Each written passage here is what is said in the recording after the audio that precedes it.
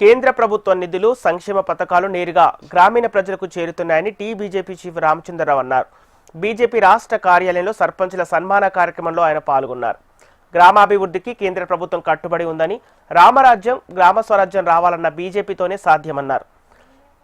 VBG Ramji స్కీమ్పై Congress తప్పుడు ప్రచారం చేస్తోందని మండిపడ్డారు. వచ్చే ఎన్నికల్లో రాష్ట్రంలో బీజేపీ అధికారంలోకి రాబోతుందని రామచంద్రరావు ధీమా వ్యక్తం చేశారు.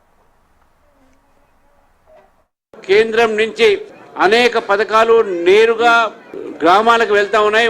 దాంట్లో ముఖ్యంగా ప్రధానమంత్రి సడక్ యోజన, అదేవిధంగా 5 కిలోల బియ్యం పథకము, ప్రధానమంత్రి కిసాన్ సమ్మాన్ యోజన, ఇటువంటి అనేకమైన పథకాలు ఈరోజు కేంద్రం నుంచి గ్రామీణ ప్రజలకు వెళ్తా ఉన్నాయి.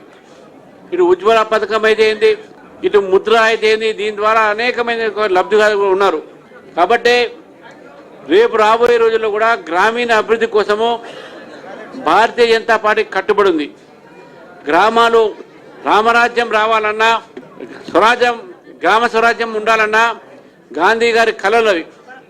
అందుకే ఈరోజు నరేగాని ఇంకా గ్రామీణ ప్రాంతాల్లో ఇంకా విస్తృతంగా తీసుకుపోవాలనే దీంట్లో వీబీజీ రామ్జీ అనేటువంటి పేరు, అంటే వికసిత్ భారత్ గ్రామీణ రోజ్గార్ యోజన సంబంధించినటువంటి ఒక కార్యక్రమం ఉందో ఇది 100 రోజుల నుంచి 125 రోజులు, అదేవిధంగా నిధులు కూడా పెంచి రాష్ట్రాలను కూడా దాంట్లో భాగస్వామ్యం చేసి ఎక్కువ మంది లబ్ధి పడేటట్టు, ఎక్కువ ఒక గ్రామీణ ప్రాంతాల్లో ఈ యొక్క నిరుద్యోగ సమస్యని తీర్చడానికి ప్రయత్నంలో ఈ యొక్క నరేగాని మనం మార్చడం జరిగింది, వీబీజీ రామ్జీ.